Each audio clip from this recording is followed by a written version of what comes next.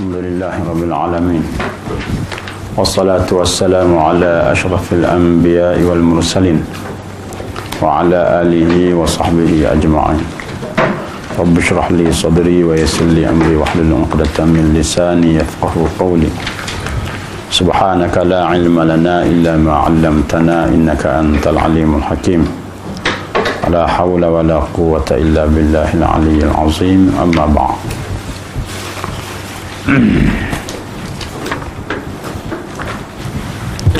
Kita sapa kepada ayat 152. Masuk 151 baru ni. Masuk kepada 152.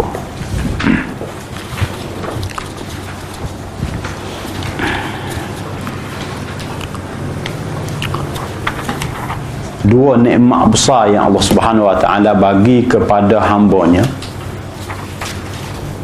Yang pertama sekali nikmat perubahan kiblat. Sebagaimana kita sebut dah baru ninya, ya, daripada Baitul Maqdis kepada Baitullah. Dan nikmat tahwilul qiblah merupakan ujian, ya, merupakan proses ujian. Pengikut para nabi sentiasa diuji supaya jelas yang mana pengikut sebenar para nabi.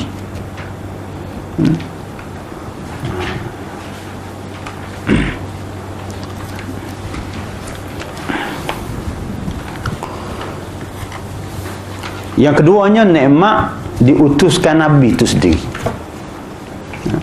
disempurnakan kepada umat nabi ini dua nikmat besar. Agama yang dihantar kepada umat Nabi Muhammad sallallahu alaihi wasallam, dua nikmat besar. Yang pertama kesempurnaan agama tadi dengan berlakunya perubahan kiblat. Yang keduanya diutus Rasulullah sallallahu alaihi wasallam.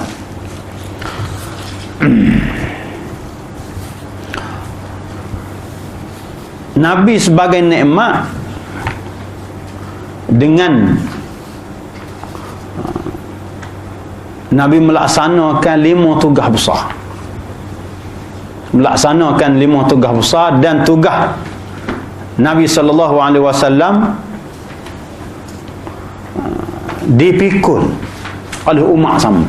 5 tugas ni dipikul oleh umat sama. Tugas yang pertamanya iaitu memperdengarkan ayat-ayat Allah kepada umat. Kita sebut sini tilawah. Yang maksud dengan tilawah sini tilawah ad-da'wah ilal iman. Memperdengarkan ayat-ayat yang boleh mengajak manusia kepada beriman kepada Allah Subhanahu wa taala. Itu tugas yang pertama. Tugas yang keduanya iaitu membersih daripada akidah dan juga akhlak yang buruk. Tazkiyah, buang segala akidah, akhlak yang kotor ni, dibersihkan. Dan yang ketiganya iaitu mengajar kitab, iaitu mengajar akidah. Dan yang keempatnya mengajar hukum hakam, iaitu sunnah Nabi sallallahu alaihi wasallam. Dan yang kelimanya mengajar semua urusan agama yang tidak diketahui umat. Rujukannya adalah Nabi sallallahu alaihi wasallam. Yang perkara yang berkaitan dengan wahyu. Ini 5 tugas besar Nabi sallallahu alaihi wasallam. Dan dalam 5 tugas besar Nabi sallallahu alaihi wasallam,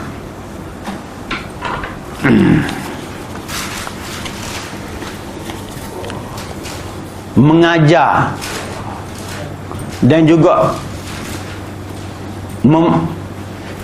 membentuk akhlak, membaca ayat Allah Subhanahu wa taala, yang paling suka sekali, yang paling besar sekali ialah mentazkiyah, membersih akidah dan juga akhlak. Itu yang paling besar sekali. Jadi oleh kerana tazkiyah ni paling besar, Allah Subhanahu wa taala sebut secara terperinci.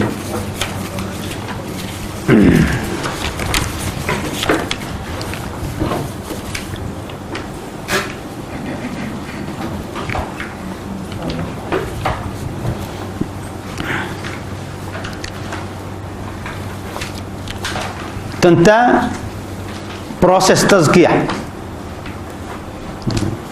Di dalam melaksanakan proses tazkiyah, Allah Subhanahu wa taala sebut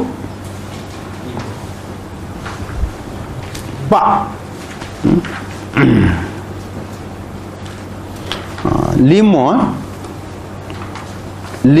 cabang. 5 cabang kerja yang mesti dilaksanakan di dalam kita mentazkiyah ataupun membentuk akhlak umat. Yang pertama sekali zikir. Kita nak ajar, kita nak tazkiyah, kita nak bentuk akhlak ni mesti mengikut acuan Nabi, baru terbentuk akhlak. Oleh kerana bentuk akhlak ni kerja yang payah, maka Allah Subhanahu wa taala sebut acuan dia macam mana kamu nak bentuk akhlak, dengan 5 cabang, 5 perkara. Yang pertama sekali kena ajar zikir. Yang kedua ajar syukur. Yang ketiga ajar sabar. Yang keempat ajar doa. Dan yang kelimanya ajar mengagungkan syiar agama Allah Subhanahu wa taala. 5 perkara ni merupakan asas di dalam kita mentazkiyah, membentuk akhlak umat. Barulah akidah tadi bersih dan juga akhlak tadi bersih. Dengan 5 perkara. Contohnya dari segi turutannya, dari segi turutan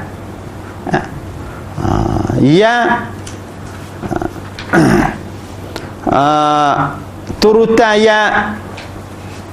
yang paling sesuainya, yang pertama sekali ajar zikir mula-mula. Yang keduanya mengagungkan syiar agama. Dan yang ketiganya ajar doa. Dan yang keempatnya ajar syukur. Yang kelima ajar sabar. Dan yang dimaksudkan dengan zikir sini ialah zikir tauhid. Zikir tauhid. Kerana semua lapaz-lapaz zikir ni menunjukkan kepada tauhid belaka. Subhanallah, maha suci Allah. Maknanya Allahu akbar, Allah maha besar. La ilaha illallah, alhamdulillah. Semua lapaz-lapaz zikir ni mengandungi makna tauhid.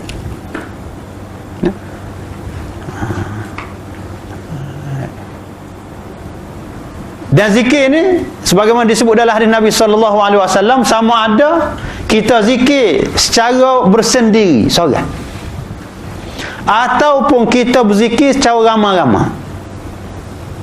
Disebut dalam hadis Nabi sallallahu alaihi wasallam, apabila kita berzikir secara bersendiri, maka kita kena membayangkan keagungan Allah Subhanahu wa taala, tauhid Allah Subhanahu wa taala di dalam diri kita. Apabila kita berzikir ramai-ramai, kita membayangkan keagungan Allah Subhanahu wa taala. Idza dzakarani fi nafsi Dalam hadis ada sebut kedua-duanya. Jadi kalau sekiranya orang yang berzikir lepas pada berzikir terlibat dengan syirik juga, itu dia panggil tidak zikir tauhid. Tidak zikir tauhid. Sepatutnya orang yang berzikir, apabila dia berzikir, maka dia dapat menjauhkan daripada segala syirik.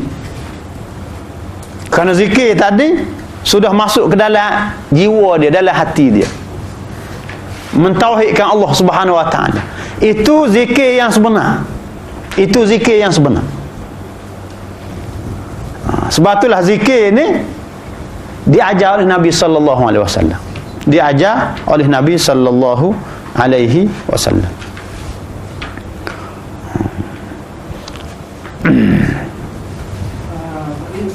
Zikir sendiri dan zikir beramai-ramai. Zikir beramai-ramai contohnya apa Ustaz? Zikir ramai-ramai, duduk ramai-ramai gini sama masing-masing apabila kita mengaji berapa semua sekali. Sendiri kita duduk sorang-sorang. Bukan bermakna ramai-ramai dengan satu sorang. Tidak. Itu lain, itu bab lain. Ni dia panggil duduk ramai-ramai kerana dalam masjid ramai-ramai berzikir. Di majlis dia panggil. Duduk dalam majlis zikir. Macam kita ngaji ni dalam majlis zikir. Ramai-ramai.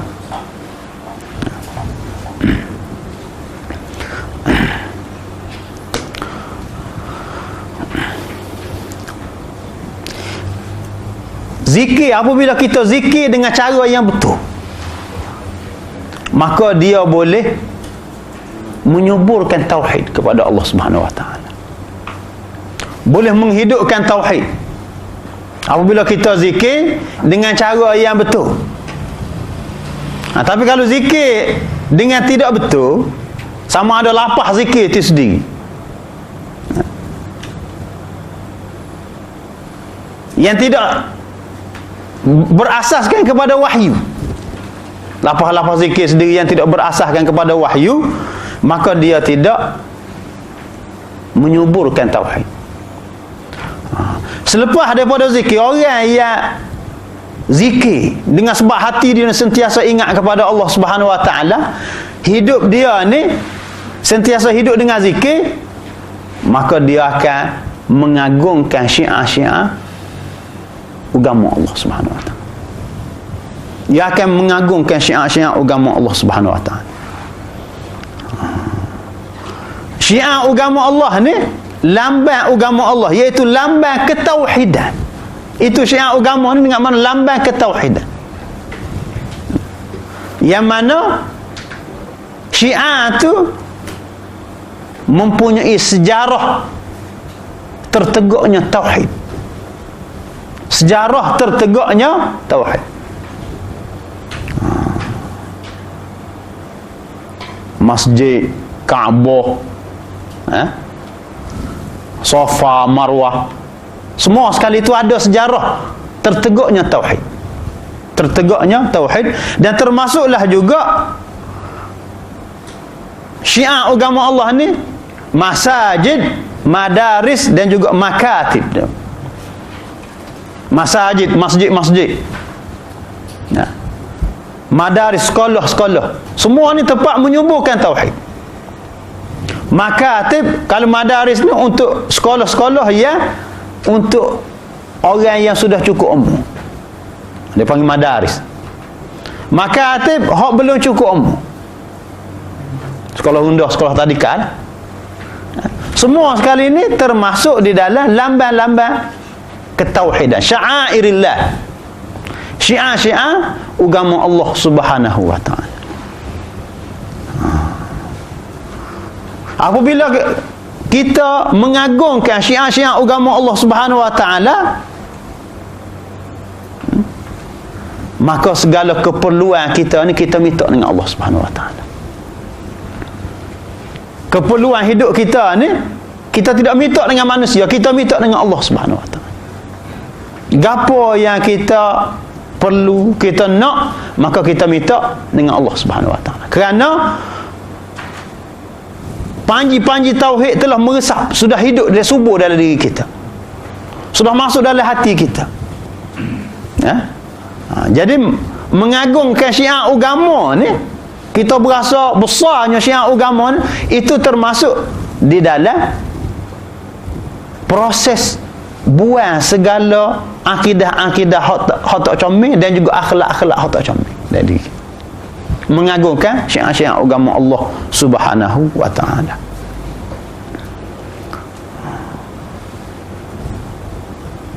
Apabila kita ada keperluan hajat, maka kita berdoa kepada Allah.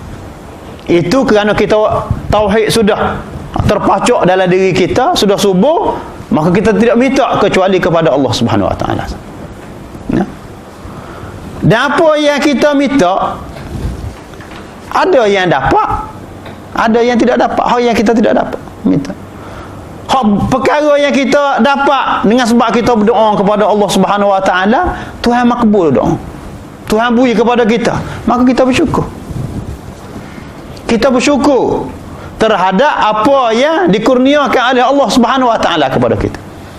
Hak Tuhan kurnia tu kita bersyukur. Dan hak tak dapat tu kita sabar. Kita sabar. Hak Tuhan tak beri itu, maka kita sabar.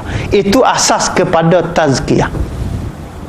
Yang Quran sendiri ajar kepada kita.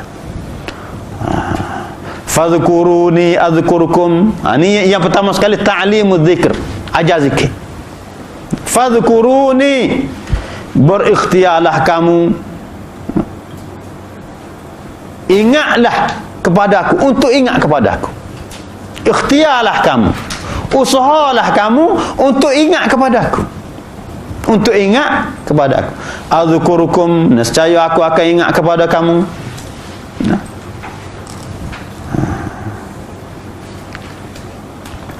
Washkuruli, dan berikhtiarlah kamu supaya kamu dapat bersyukur kepada aku. Wala takfurun, dan jangan kamu sekali-kali kufur kepada aku. Jadi syukur tadi itu bagi membayar nikmat-nikmat Allah.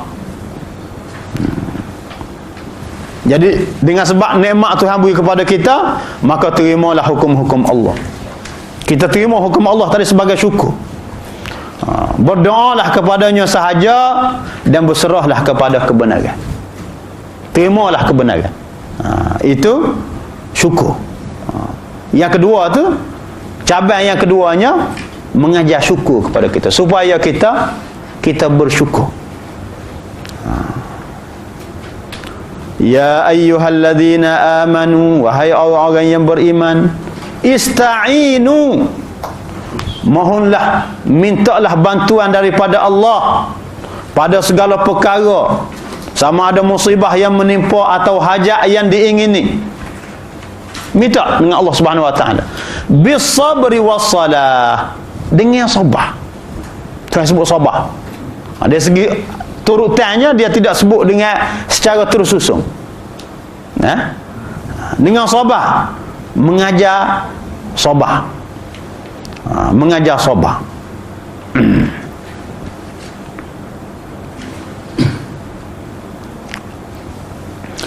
Kerana selepas daripada berlaku perubahan kiblat ni, akan datang penentangan keras dari ahli kitab, maka bersabarlah. Sekiranya mereka membunuh sesiapa pun, jangan sebut yang terbunuh itu mati. Kalau sekiranya orang ahli kitab ni wak khianat kepada kita, siapa dia bunuh kita, jangan sebut yang terbunuh itu sebagai mati, kerana kita mati syahid. Kerana kita mati syahid. Sabar. Wassalah. Wassalah situ dengan mana doa. Berdoa. Ini cabang yang keempatnya, iaitu mengajar doa.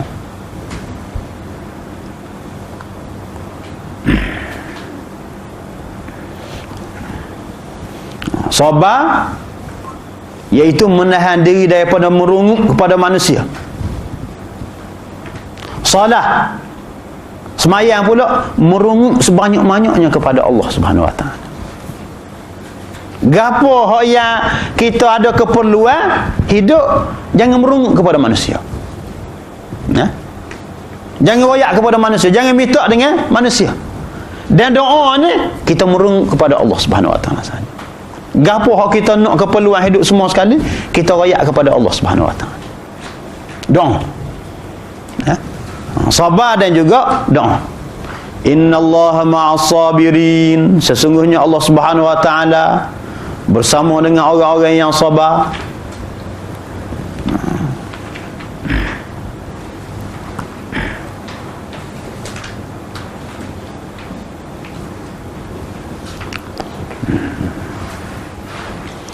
Jadi sabar tu ada 3 tahap. Yang pertamanya sabar dalam menghadapi bencana dan kesusahan. Yang keduanya sabar dalam melaksanakan ketaatan. Ketaatan. Hak bencana kesusahan tadi, sakit, demam, miskin, susah semua sekali. Sabar dalam melaksanakan ketaatan, sembahyang, puasa, semua sekali kena sabar. Dan yang ketiganya sabar dari meninggalkan maksiat. Kita kena tinggal maksiat, perlu kepada sabar juga. Jadi orang yang ada orang beriman, kalau sekiranya kamu sabar, kamu berdoa, maka Allah Subhanahu Wa Taala akan bagi bantuan kepada kamu. Wala taqulu liman yuqtalu fi sabilillah.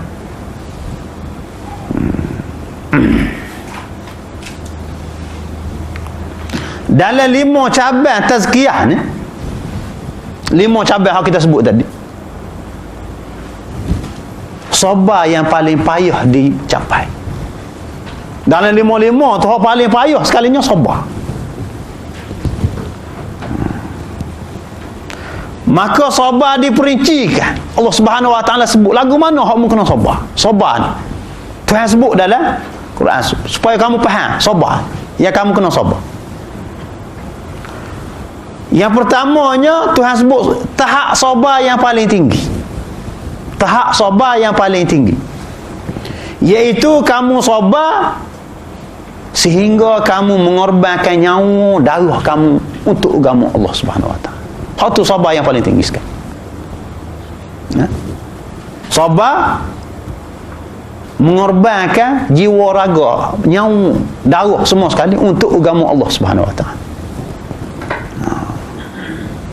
Wala taqulu liman yuqtalu fi sabilillahi amwat.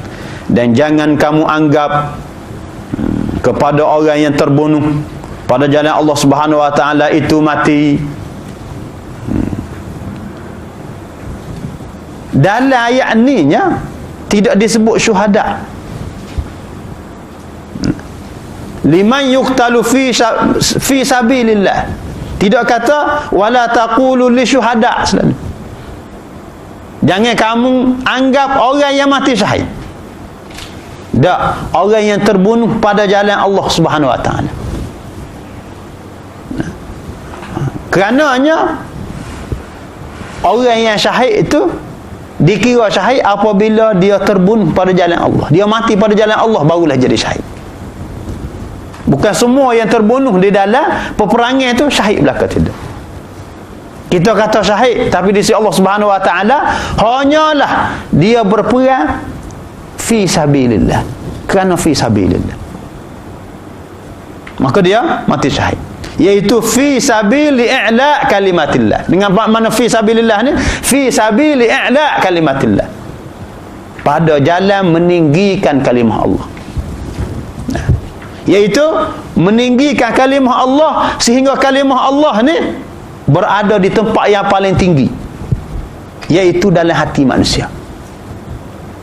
Sehingga kalimah Allah Subhanahu Wa Taala diletakkan tempat yang paling tinggi dalam hati manusia. Selama mana kalimah Allah ni tidak diletakkan dalam hati manusia, tak masuk dalam hati manusia, maka kalimah Allah ni berada di tempat yang rendah. Apabila dalam hati manusia ni ada syirik, kufur, maka kita kena berjihad sehingga kalimah Allah Subhanahu Wa Taala masuk dalam hati manusia. Berjihad.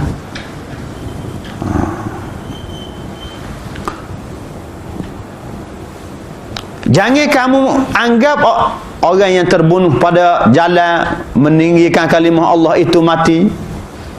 Bal ahya, bahkan bal hum ahya, sebenarnya bahkan mereka itu hidup yang istimewa, hayatun mumtazah, mana bahkan mereka itu hidup dengan kehidupan yang istimewa.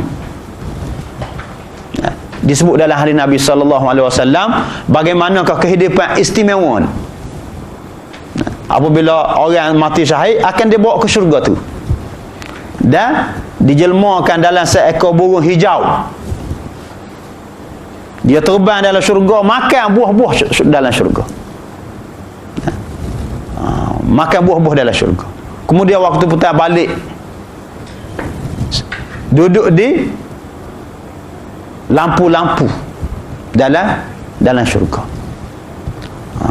Itu yang disebut oleh Al-Quran sendiri kelebihan orang yang mati syahid. Orang yang mati syahid. Jadi nak mati syahid itu kamu kena sabar. Sabar. Hak ni sabar tahap yang paling tinggi sekali dalam agama. Walakin la tash'urun. Akan tetapi kamu tidak rasa dengan deria, dengan deria kamu, dengan deria mereka. Akan tetapi kamunya tak rasa dengan deria akan kehidupan tadi. Kehidupan yang istimewa tadi, kalau nak tengok dengan mata kepala tak boleh. Hanyalah dengan keyakinan, dengan hati sahaja. Wala nabluwannakum bi syai'in minal khauf. Ni sabar tahap biasa ataupun sabar tahap rendah. Sabar tahap rendah. Allah Subhanahu wa taala sebut sabar tahap rendah. Iaitu pasti kamu yang memperjuangkan tauhid, yang meninggikan panji-panji tauhid, kami akan diuji. Wala nabluwannakum, pasti kamu yang memperjuangkan tauhid, yang memperjuangkan panji-panji tauhid ni akan diuji. Diuji dengan bisyai'in minal khaufi, sedikit saja berasa takut. Rasa takut. Wal ju'i, lapar. Lapar tu kerana miskin. Lapar kerana miskin. Wa naqsim minal amwal, dan kurang harta, wal anfusi, dan juga diri. Kerana kurang pengaruh. Wa thamarat, dan juga buah-buahan. Jadi ujian yang Allah Subhanahu wa taala sebut tadi itu untuk mengetahui ketahanan tauhid kita. Setara mana tauhid? Apabila kita terima tauhid, maka kita pasti diuji. Maka orang yang betul-betul mentauhidkan Allah, dia sabar. Uji dengan perjuangan agama. Uji dengan dakwah bawa agama. Apabila kita bawa tauhid ni, ada kita berhadapan dengan sabar yang paling tinggi. Sabar kita mengorbankan nyawa kita, darah kita. Dan kita bawa tauhid ni, kita kena berhadapan dengan ujian macam-macam, kesusahan kehidupan dia. Kesusahan kehidupan.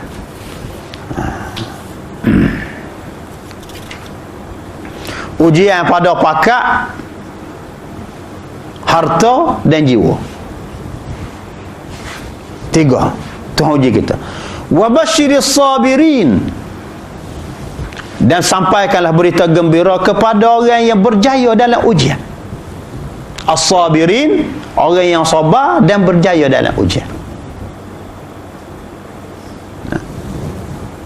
Alladzina idza asabatuhum musibah, ini ada orang yang sabar. alamat orang yang sabar. Tanda-tanda orang sabar ni lagu mana? Tanda orang sabar. Dia sudah menjadi adat orang yang sabarnya. Alladzina idza asabatuhum musibah, orang-orang yang apabila menimpa mereka oleh bencana. Bencana tadi sama ada bencana ujian pada pangkat, pada harta, dan pada jiwa. Tiga-tiga. Qalu inna lillah.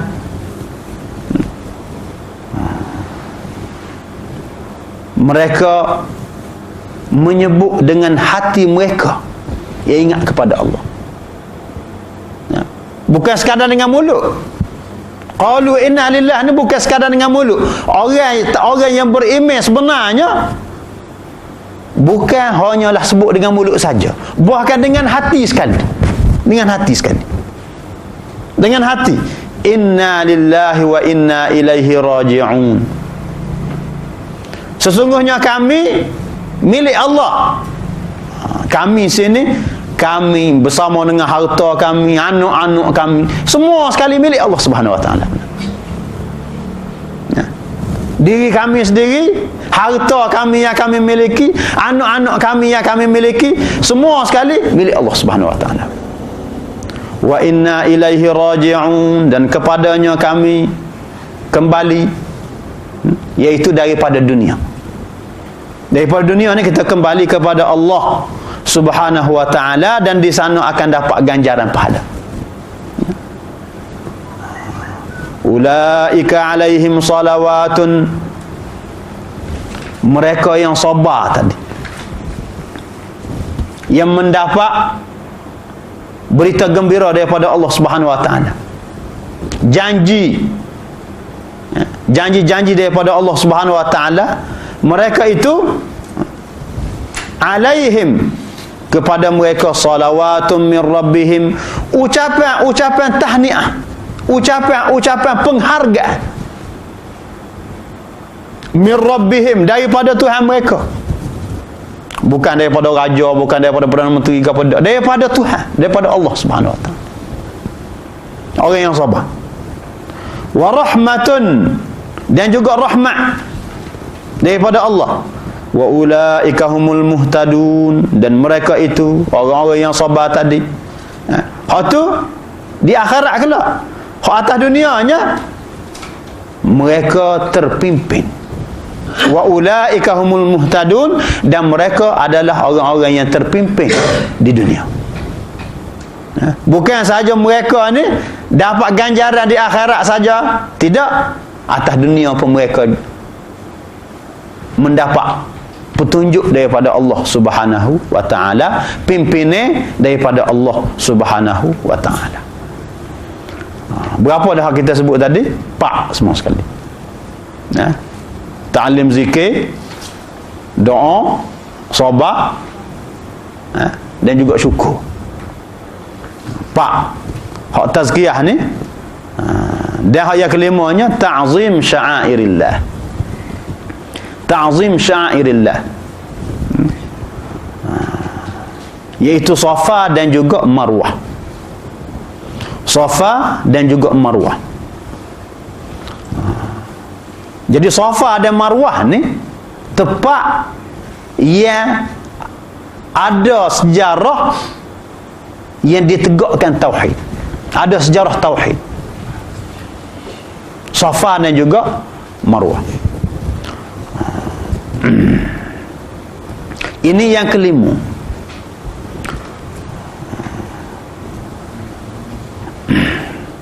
Inna Safa wal Marwata, sesungguhnya Safa dan Marwah min sya'airillah, termasuk daripada lambang-lambang agama Allah. Dalam ayat ni juga jawab syubhah, iaitu menjelaskan syubhah, kesamaran. Syubhatnya zaman dulu ada dua orang yang bercinta, yang berkasih. Seorang nama dia Asif, hak jantan nama dia Asif, hak tina tu nama dia Nailah. Zaman jahiliah gitu. Jadi dia berkasih tu gi Mekah, gi tawaf sekali. Zaman dulu, zaman jahiliah tawaf telanjang gitu je. Tawaf telanjang. Duk tengah tawaf ni, duk berkecek duk tengah tawaf. Berjanji nak berzina dalam Kaabah. Ya? Nak berzina dalam Kaabah. Apabila dia masuk dalam Kaabah nak berzina, Tuhan tukar dia jadi batu. Setengah ulama kata nak berzina jadi batu, setengah kata berzina dah. Maksud dia berzina jadi batu. Apabila jadi batu riuh habis. Bapa ni jadi batu, orang duk tanya-tanya, tahu cerita bahawasanya dia dua orang ni kekasih yang mari nak berzina dalam kampung. Kerana nak buat dosa. Buat dosa sehingga Allah Subhanahu Wa Taala turun azab secara spontan selalu jadi. Maka orang Mekah, pada masa itunya ambil batu tadi, pergi sandar sebelah Kaabah, sebelah Nisa batu. Sandar situ. Tapi oleh kerana orang tepat tu sepik, tidak sesuai. Tujuannya nak suruh orang tengok. Orang mari semua sekali buat haji tengok. Inilah akibat daripada buat dosa Mekah ni. Akhir sekali Tuhan turun azab jadi batu. Nak suruh orang tengok. Kerana tepat atau tidak sesuai spek, maka dia pikul batu tadi gitak di atas bukit Safa sa, bukit Marwah sa. Tujuannya nak suruh orang hak mari selepas daripada tu mari tengok ni lah. Jangan duduk buat dosa mari Mekah ni, jangan duduk buat dosa kerana kena azab Allah Subhanahu Wa Taala. Jadi batu. Jadi tujuan mereka tu comel. Tujuannya nak bagi peringatan kepada orang supaya jangan buat perkara hatam malik Mekah. Tapi selepas daripada tu, apabila mari generasi lepas generasi itu, mereka faham. Dia kata mari duduk tawaf Safa Marwah ni kerana batu ni lah. Kerana batu ni. Sehingga mereka faham, kalau pergi buat haji, tak pergi sa'i di Safa Marwah dah tidak setuh di batu itu, tak sah haji. Jadi niat yang baik itu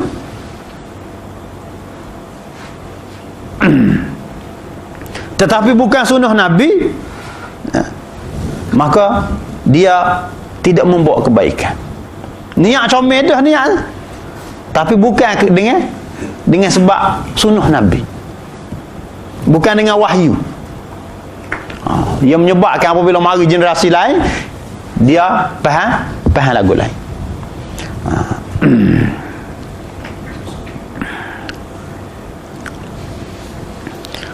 Jadi antara sebab munculnya bid'ah ni benda-benda lagu ni lah. Benda yang dianggap comel, benda yang molek, benda yang molek, tapi tidak dengan wahyu, tidak dengan suluhan wahyu. Maka apabila jadi lama dia akan membawa kepada penyeleweng kau jauh. Jadi para sahabat Nabi ni, apabila Nabi suruh sa'i di Safa Marwah,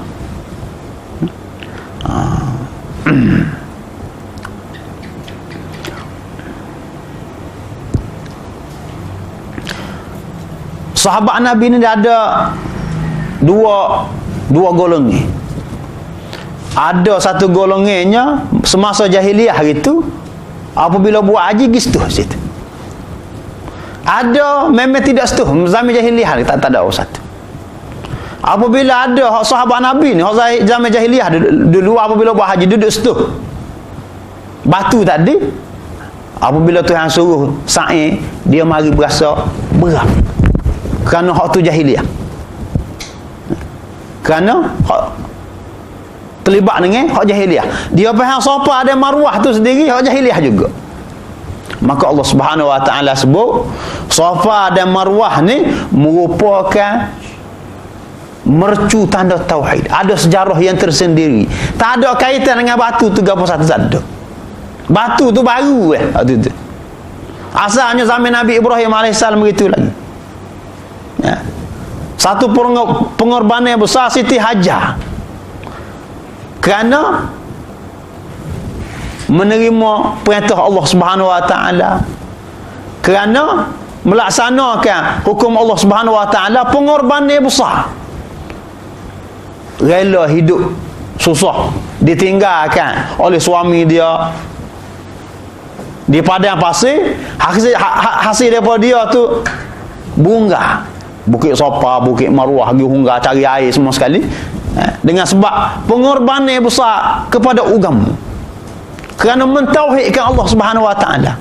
Maka Allah Subhanahu wa taala jadikan Safa dan juga Marwah ni sebagai syiar agama Allah Subhanahu wa taala.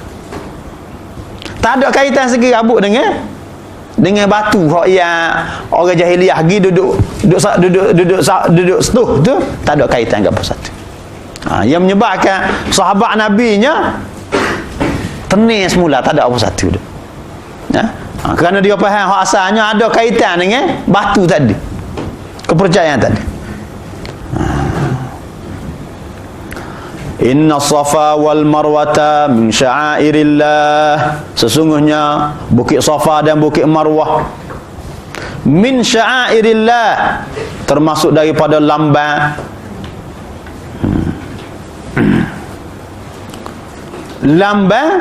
syiar agama Allah Subhanahu wa taala, yang mana Allah bantu Siti Hajar kerana mentauhidkan Allah, sanggup menanggung keperitan hidup, pengorbanan yang begitu besar dalam hidup, sehingga Allah Subhanahu wa taala menjadikan dia tu lambang agama situ. Lambang agama. Faman hajjal baita, sesiapa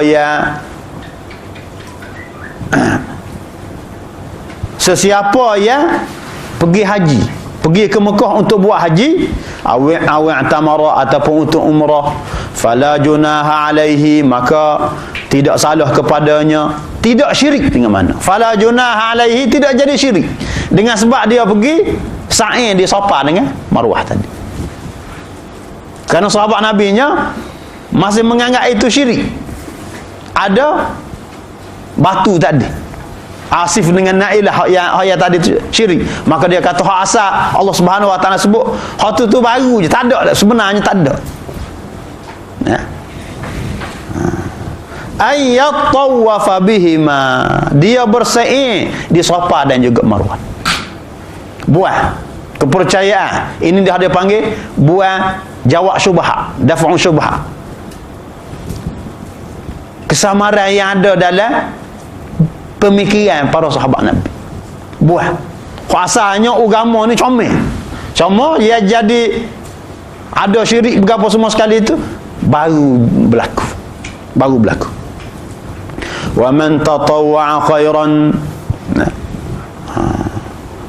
oleh kerana sa'i di Safa dan Marwah itu merupakan kebaikan dan kaedah amalan baik, merupakan amalan baik. Kaedah amalan baiknya, wa man tatawwa'a khairan, sesiapa yang melakukan dengan sukarela kebajikan, memperbanyakkan, fa innallaha syakirun alim, sesungguhnya Allah Subhanahu wa taala syakirun, amat menghargai kebajikan yang dia buat tadi. Alimun, dan maha mengetahui dia buat tadi kerana masih lagi ada unsur-unsur syirik, kerana dia nak perhidup syirik lagi, ataupun dia buat tadi tu kerana nak mengagungkan syiar agama Allah Subhanahu wa taala. Allah Subhanahu wa taala Maha mengetahui.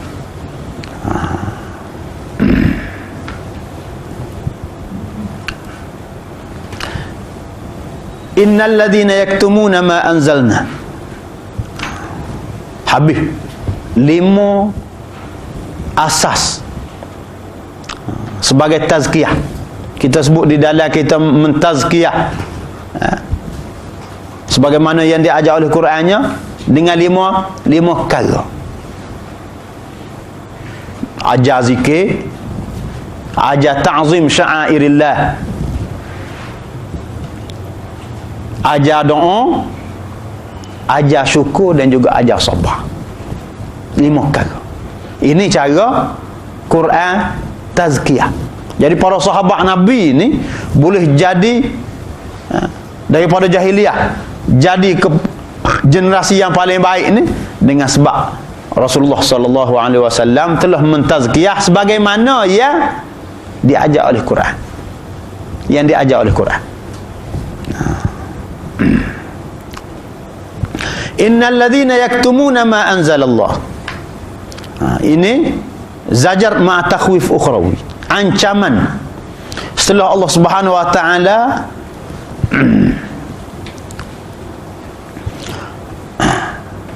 sebut tentang nikmat tahwilul qiblah dan jawab semua sekali dengan dalil, dengan berapa semua sekali. Kemudian Allah Subhanahu wa taala sebut tentang nikmat Nabi Muhammad. Khijau Nabi Muhammad ni mari nak baiki manusia. Jelas dah semua sekali. Maka sekiranya ada lagi orang yang tak boleh terima juga di kalangan ahli kitab, orang Yahudi, orang Kristian, tak boleh terima juga. Sedangkan sudah mendapat penjelasan yang begitu jelas dah semua sekali, dengan bukti sudah cukup. Mereka tolak juga, maka Allah Subhanahu wa taala ancam mereka. Ancam dengan menakutkan azab, dengan azab akhirat. Ancam dengan azab akhirat. Innal ladzina yaktumuna ma anzalna minal bayyinat. Sesungguhnya orang-orang yang menyembunyikan ma anzalna minal bayyinat, apa yang kami turunkannya daripada penjelasan-penjelasan. Mas itu dengan mana hukum akidah dan hukum amal. Mereka menyembunyikan hukum akidah dan menyembunyikan hukum amal. Akidah dan juga amal yang kami turunkan minal bayyinat, yang jelas, dan supaya dijelaskan kepada orang lain. Akidah amal tak dijelas dah, dan supaya dijelaskan balik kepada orang lain pula. Situ dengan mana bayyinat. Wal huda, dan juga petunjuk. Petunjuk yang membezakan di antara hak dan batil. Huda. Min ba'di ma bayyanahu linnas, selepas kami jelaskannya kepada manusia, yaitu hukum akidah dan hukum amal tadi. Fil kitab, dalam kitab Taurat dan Injil. Ulaika, mereka, yaitu orang-orang yang menyembunyikan tadi, menyembunyikan akidah, tak rayak ke orang, menyembunyikan amal, tidak menyampaikan kepada orang. Yal'anuhumullah, ini doa, jumlah doa iyah depan. Doa laknat Allah Subhanahu wa taala. Doa laknat Allah Subhanahu wa taala. Wa yal'anuhumul la'inun, dan doa laknat orang-orang yang melaknat. Orang yang melaknat sininya malaikat, jin dan manusia. Ini ancaman kepada orang yang menyembunyikan akidah dan juga amal setelah dia jelas dah. Jelas dah. Berlaku semua sekali. Tak saya terima juga.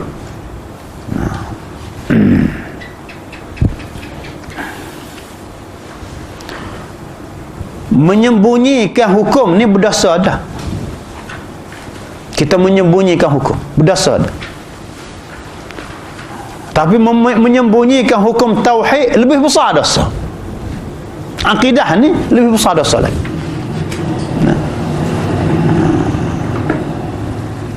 Dan termasuk dalam menyembunyikan juga, iaitu tidak mengajar. Tidak mengajar. Dia tahu, dia tidak mengajar. Sebab itulah kita kadang-kadang kawan-kawan hak jenis tak siap mengajar. Kita pun nasihat supaya mengajar, supaya tidak termasuk dalam ayat ni, menyembunyikan kebenaran. Terutama sekali yang melibatkan akidah dan juga amal. Kita kena royak. Kita kena royak hati tu.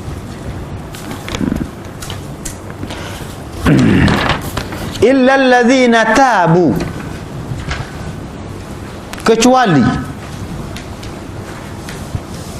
orang yang tidak mendapat laknat Allah, laknat malaikat, laknat jin dan juga manusia tadi, iaitu orang-orang yang bertaubat,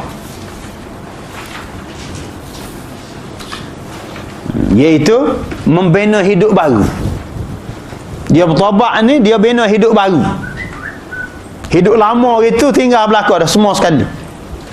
Bina hidup baru. Segala kesalahan-kesalahan, maka dia menyesal balik. Wa aslahu, tak cukup dengan taubat saja, dan dia kena beki. Dia kena beki. Beki hidup baru dia dengan kebenaran. Wa bayyanu, dan mereka jelaskan, iaitu jelaskan tauhid dan juga hukum hakam. Jelaskan. Faulaika atubu alaihim, mereka itu aku menerima taubat mereka. Orang yang bertaubat tadi, beki hidup mereka tadi, maka Tuhan terima taubat.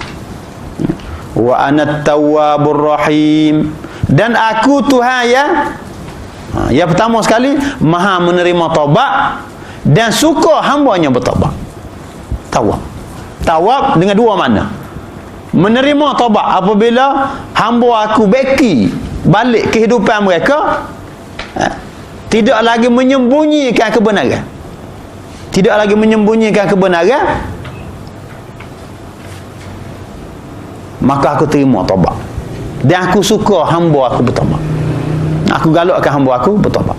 Ar-Rahim, dan juga maha mengasihani terhadap hamba-hamba aku yang belum bertaubat. Yang belum bertaubat. Innal ladzina kafaru wa matu, sekiranya mereka berkekalan dengan keadaan ini, tasib bertaubat juga, menyembunyikan kebenaran, tasib terima Islam, sehingga mati, maka mereka tidak ada taubat lagi bagi mereka. Kalau sekiranya mereka kekal dengan menyembunyikan kebenaran.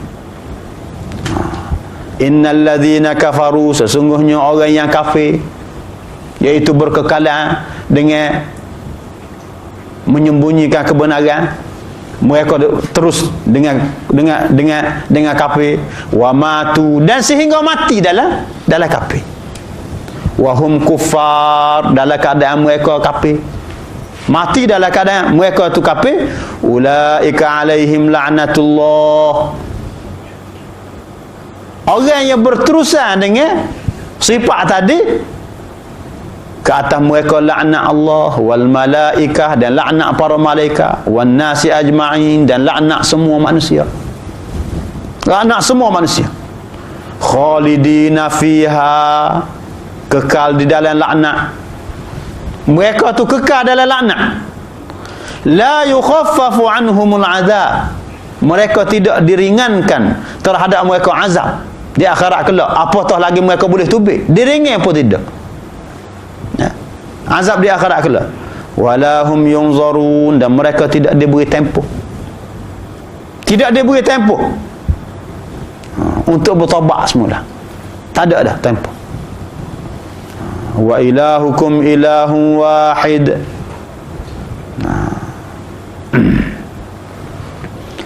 Ni i'adah dakwah dah.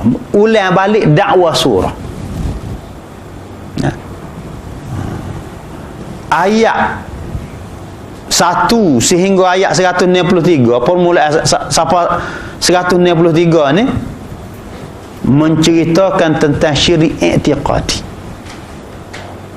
Banyak menceritakan tentang syirik i'tiqadi, akidah. Selepas daripada ayat 163 menyebut tentang syirik fi'li, syirik perbuatan. Syirik perbuatan. Wa ilahukum ilahun wahid.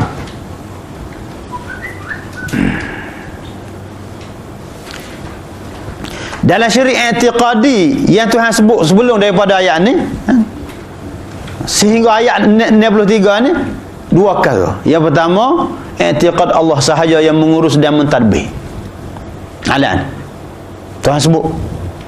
Dan yang keduanya, i'tiqad Allah sahaja yang mengetahui segala-gala.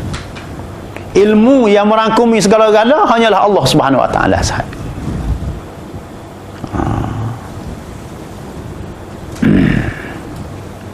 Wa ilahukum ilahun wahid.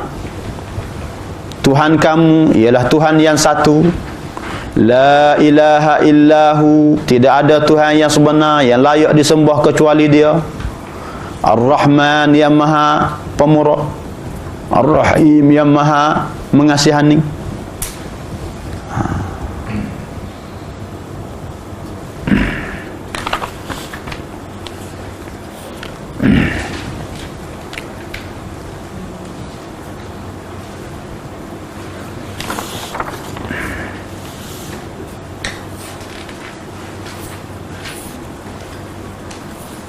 Kita berhenti sini ada.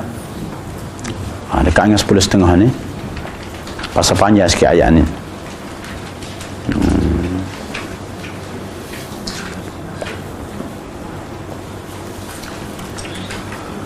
Wa sallallahu ala Muhammadin wa ala alihi wa sahbihi ajma'in. Walhamdulillahi rabbil alamin.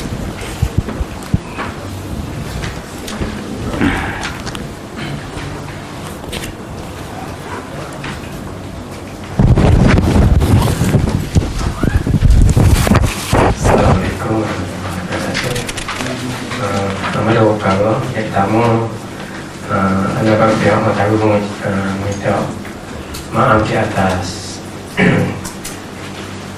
tidak selesai amal ini. Karena